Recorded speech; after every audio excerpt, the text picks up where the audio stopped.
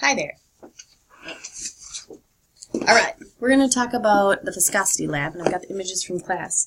We are in the textbook, though. If you want to read in the textbook, it's page 429. 429, we're in chapter 11.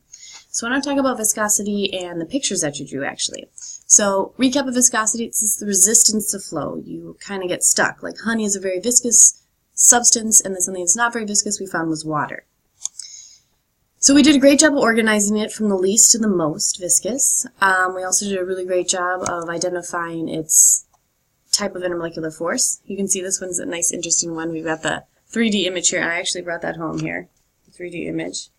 You guys did a good job identifying how the molecules actually go together, so that was great. Some could be a little bit better, like if you take a look at these dipole-induced dipole kind of situation, you could have just called it dipole, or you could also call it dipole-induced dipole. And I want to focus in on that real quick. This part here of the molecule, I think you can see my arrow, has that polar kind of bonds. The other parts are really quite nonpolar. Yeah, the CH bond is a polar bond, but when you take the molecule like this side as a whole, it's really not polar at all because they're all pulling inward, and so they cancel each other out. So in order to show those kind of intermolecular forces happening here, you really did have to take like a 3D approach. In order to get the polar end to come in at the other polar end, you had to have the two polar parts kind of sticking together here. And so that's what, I think this was Team Caitlin, was able to put it together that way. So that was good. And here's in the other group was trying to show that kind of going on too. So they put that one end of the polar end with the other polar end, trying to show that the two polar ends do come together. But at the same time that's happening, you do have this interaction going on with that nonpolar end to the nonpolar end. That's kind of more a dispersion force. When you have these large molecules, it's kind of hard to just say it's polar or it's dispersion. It kind of has a polar end and that dispersion end going on. So you did a great job with that. But what I want to talk about more importantly was the trend that we saw. So normally you think of London dispersion forces are very weak. And we saw with kerosene it was very weak. But then as you moved on, you had hydrogen bonding, which is usually pretty strong. I mean, this was double hydrogen bonding when you look at water. And then we moved into dipole-dipole. So it would seem kind of funny that something with double hydrogen bond kind of situation, and then suddenly a dipole-dipole interaction would be stronger? That should be confusing. And then not even more confusing than that would be London dispersion forces here. Suddenly you go into the weakest type of intermolecular force, and Motorola was even more viscous. And we know the more viscous you are, the more attracted each molecule is, which would suggest a higher molecular force. But it didn't seem to be the case here. Glue had all those hydrogen bonds, and it had a very long molecule. That's what those parentheses were trying to say, that this thing was going on and on and on and on and on and on. So we want to look at, well, why is that? It seems that dispersion forces has overtaken the dipole-dipole. It has overtaken the hydrogen bonding. It's now actually about two more factors. Here's the two factors I wanted you to look at. So hopefully you have this in your notes in London dispersion forces. Let's put a little more beef in there. It's not just the fact that you have London dispersion forces. We want to look at the shape and the size of the molecule. So let's hit up shape first. We kind of talked about shape when we were looking at isopropyl and ethanol, and that was 2 days ago. But take a look at this shape here. They have the same number of C's and H's in both of these. This is still C5H12, and this one down here is C5H12 at the bottom too. But how they're arranged is different. You can see the top one has this long kind of jelly bean shape, and the bottom one is more like a ball shape. The one that's going to have that long kind of jelly bean shape has much more chances of having an interaction. It has a greater surface area. It's kind of like every little spot when the molecules start to get long is a chance for the electrons to go to one side versus the other. And once they're on one side more often, then it can induce the other molecule to do the same thing. If you have a long molecule, it could happen right here, or it could happen on this side. And it can happen just in regions, and those little sides can be attracted, and that creates an overall greater London dispersion force. But if you have it in a ball, then it's really less likely, there's less surface area, so it's less likely to have an opportunity to have that sort of London dispersion force happening, to have the electrons on one side more often than the other, and to create that induced dipole situation. So the shape should be long and jelly bean-like, which we happen to see with motor oil. Really long molecule. Every little dispersion force is like one little grip on Velcro. Velcro is made of like lots of little hairs. So if you take one little hair of the Velcro and the other part of the Velcro, they'll Velcro together. That's like a mini dispersion forces. And if you have a long molecule, like a long strip of Velcro, Velcro can be pretty strong because you have all these times of little dispersion forces happening. And that's what makes the motor oil so viscous, because it has all those chances all the way down. Although they're weak, there's so many opportunities that added up together happened to be stronger than your water-hydrogen bonding, which is when we look at size over here too. So here's our size. You can see that the red lines are just one single atom, and the blue lines are then the molecule, a diatomic molecule that's right in the same row as it. So neon has a lower boiling point, will hit boiling point, but basically this is showing that neon will have a lower boiling point, meaning has lower intermolecular forces than something like F2.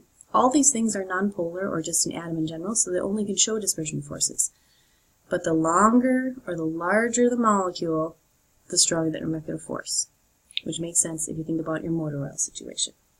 So, going back to this idea here, we see that because of the long length of it, dispersion forces were a stronger overall intermolecular force than your dipole-dipole and your hydrogen bonding, which made it more viscous. So normally, like I said before when I was doing intermolecular forces, we would say London dispersion force is the weakest, then dipole, then hydrogen bonding, then ionic. But that's not always the case. You've got to look at the length of the molecule too. Size does matter. How do you know to predict one way versus the other? That's kind of hard. You got to look at the data. Like, it's hard for me to say, well, when you have 26 carbons, it will always be stronger than a dipole moment of 2.6. I can't give you that. It might exist out there, but AP surely does not expect you to know that. It expects you to look at data like we did here and infer from that. Why did that happen? Okay, so here's an example here of an AP question. Stearic acid is a primary component of animal fat, which is solid at room temperature. So we know fats become the solids, and then there are liquid fats, like olive oil liquid fats, or animal fat is a solid fat. Oleic acid is a component of olive oil. Here we go, which is liquid at room temperature. What intermolecular forces accounts for these observations? When I look at the molecule here, I'm going to see that it's got a polar end, definitely, but so does the other one on the bottom have a polar end. The only difference between them is really their length. So what intermolecular force is really accounting for this?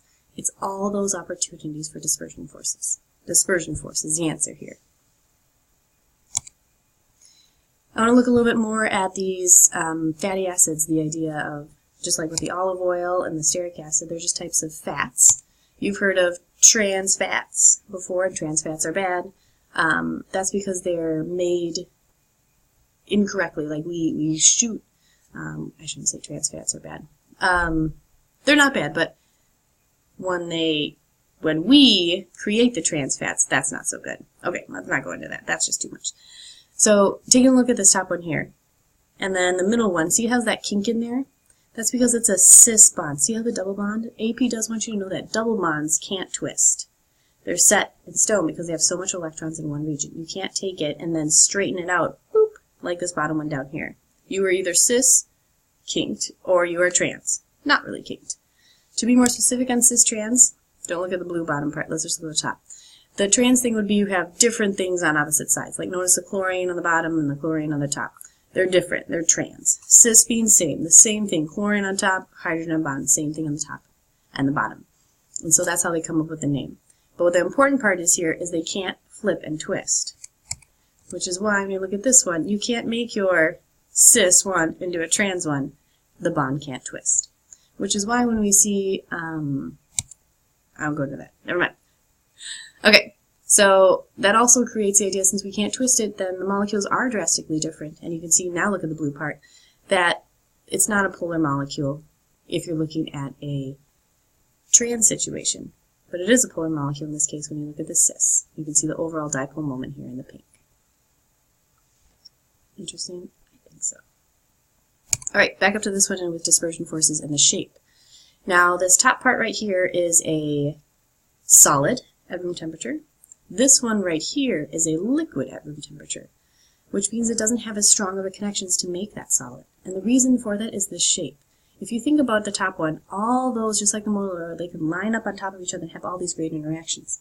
But there's not really a lining up that can happen with the middle one. The middle one can kind of like kink and have little spots that it interacts, but it's not going to have that full like Velcro effect like the top one, which is why it's a liquid. My top would have that full Velcro effect, so when you put them together, They are stuck together like a solid would be. You got to heat them up to make them break that part. We'll get more into that next week. Okay. Overall, what should you know from this today? Why did this happen? That's the idea of the size and the shape of the molecule. And hopefully in your notes you have the idea of the London dispersion versus dipole-dipole hydrogen bonding. It also depends on size and shape. All right. We'll see you.